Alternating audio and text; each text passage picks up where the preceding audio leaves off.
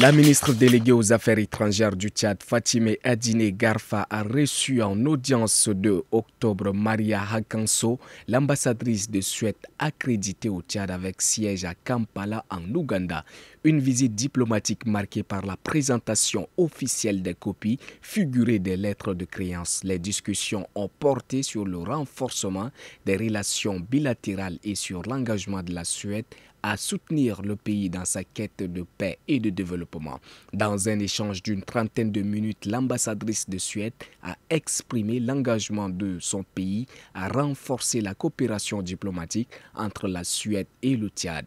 La diplomatie suédoise, à travers son ambassade basée à Kampala, entend jouer un rôle actif dans les dynamiques de paix, de développement et de coopération en Afrique centrale et orientale. La Commission des affaires économiques et financières de l'Assemblée nationale a annoncé le renvoi du projet de loi portant certification de l'ordonnance numéro 06/R/2025 du 5 octobre 2025 relative au secret bancaire en République du Tchad.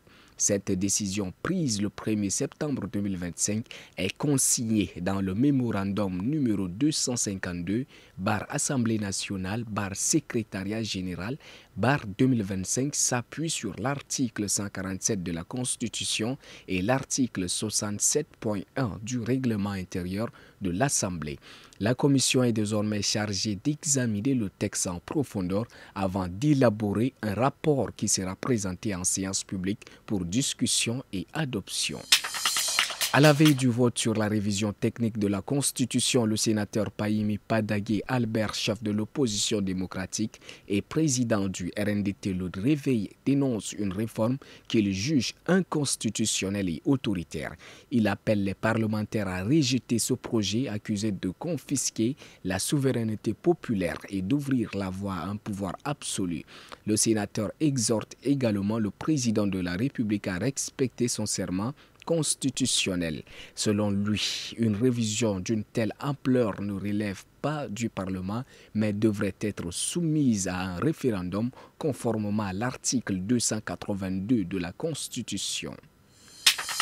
L'autorité de régulation des communications électroniques et postes ARCEP conduit actuellement son 15e audit national sur la qualité des services des réseaux mobiles.